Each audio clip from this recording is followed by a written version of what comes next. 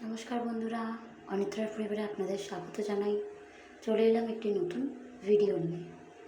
অনেক দিন ধরে ভিডিও বানাতে পারছিলাম না, প্রায় 4-5 দিন হতে চললো।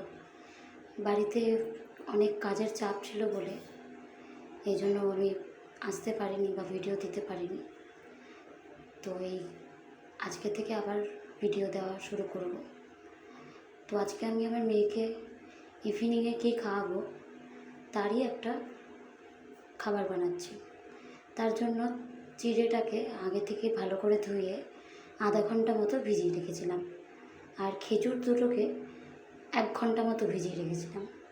এই খেজুরটা হচ্ছে শুধু বাচ্চাদের জন্য, শুকনো খেজুর। তো অনেকেই বলেছিলেন যে আমি কী খেজুর খাওয়াই, কী ফল খাওয়াই আমাকে বলতে। তো ফল কী কী খাওয়াই আমি সেটা পরে একদিন ভিডিও বানাবো।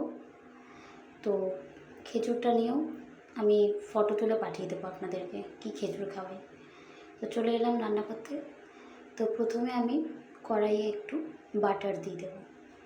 বাটারটা দেওয়ার পরে একটু নাড়িয়ে আমি ওই ভেজানো চিড়েটা দিয়ে দেবো। তো চিড়েটা যখন একটু নেড়ে চেড়ে যখন একটু শুকনো হবে তখন খেজুর দুটো দিয়ে দেবো। দেওয়ার পর ভালো করে নেড়ে একটু উষ্ণ গরম জলটা কিন্তু অবশ্যই উষ্ণ গরম দেবেন, ঠান্ডা একদম কলের জলটা দেবেন না। উষ্ণ গরম জল দিলে কি ভালো হয়, ডাইরেক্ট জলটা দেওয়া ভালো না বাচ্চাদের জন্য। তো দিয়ে দিলাম, দিয়ে এখন এটাকে ভালো করে নাড়িয়ে চাড়িয়ে যখন একটু শুকিয়ে আসবে তো আমরা নামিয়ে নেব।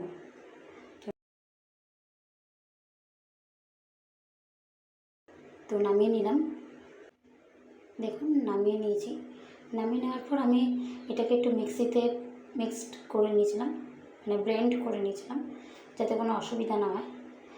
তো ওটা করার পর আমি এটার মধ্যে একটু ফর্মুলা মিল্ক অ্যাড করলাম।